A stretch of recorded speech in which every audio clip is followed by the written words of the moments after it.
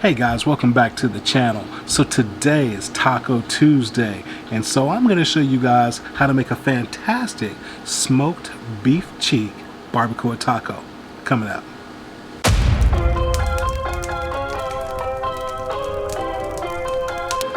So that's right guys, as I said, we're going to be making barbacoa tacos with smoked beef cheeks today. Now I know some of y'all are going to say, beef cheeks, ew, I'm not going to eat beef cheeks. It's okay. You can use any fatty cut of beef that you can get your hands on. You know, you can use beef short ribs or whatever. Just as long as it's a good rich fatty cut of beef that you can braise away and shred down into meat that you can put in a taco, you can use it. So don't worry about beef cheeks, all right?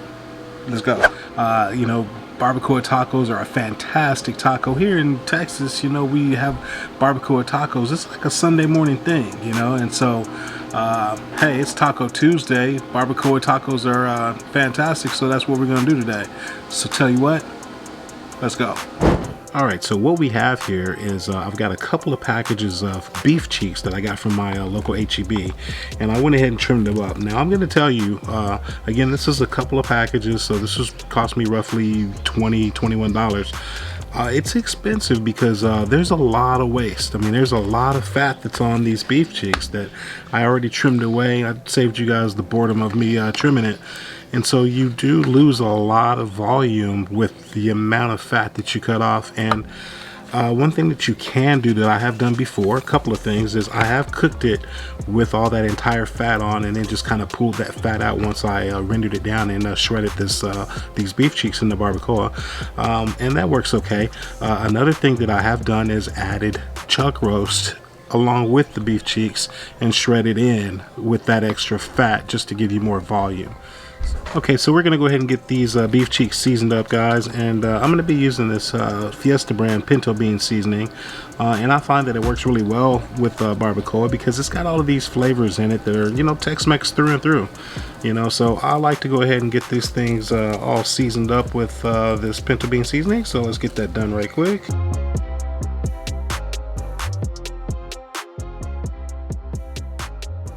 Alright, so we got our beef cheeks all seasoned up, and now it's going to be time to fire up our grill. Today we're going to be using the Yoder YS640, and I'm going to be using post oak pellets. So I'm going to get over here to this Yoder and get this thing fired up, and I'll see you guys over here once we're up to temperature, alright? Alright guys, so we're here at the Yoder. We're running it at 250 degrees today, and it's up to temperature, so let's get our beef cheeks and let's get them on. And in this first part of this cook, we're putting smoke into these beef cheeks, guys. We're not worried about anything else. We're just gonna put some smoke into it, get it to the color. Catching on to that common theme here with all my cooks. First part of it, we cook to color, so we're smoking to the color we want, and then we'll move on to the next step. So first step, we're gonna get these beef cheeks onto our Yoder and get some smoke. So let's do it.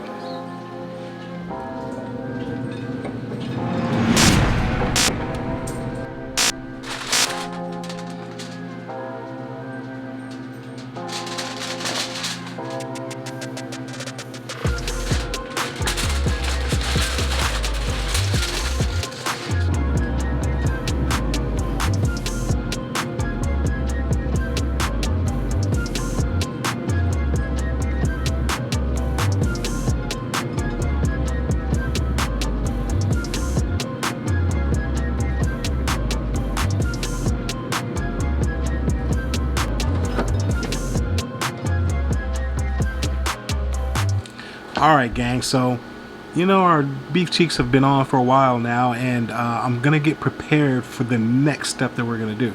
So once we get to the color that we're looking for, we're gonna be getting these beef cheeks off and we're going to braise them away. So I'm gonna show you what we're doing for the braising portion of this cook, so let's check it out. Alright, so for the braising portion, what I did was I got a couple of just white onions, and I went ahead and kind of chopped them up, and I've got them here in my aluminum pan. They're unseasoned, so I didn't add anything to them, so again, it's just white onions. Next, in my mixing bowl here, I've got 2 cups of beef broth. You can use any beef broth you want, any brand, it really doesn't matter. But I've got 2 cups of beef broth and a half a cup of red wine. Use any red wine you want, it really doesn't matter. And that's what we put together to braise these beef cheeks in. So let's go check the beef cheeks. Okay, so as you can see, our beef cheeks have a good, decent color on them. I'm pretty much happy with where these are at, so we're going to get these braised away. So we're just going to take these beef cheeks and place them in our pan over our onions.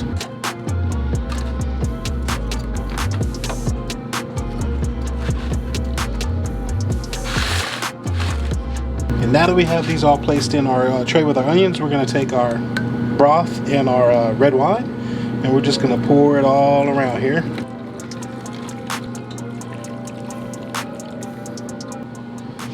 Just kind of nestling everything here. All right. And now we're just going to cover it in foil.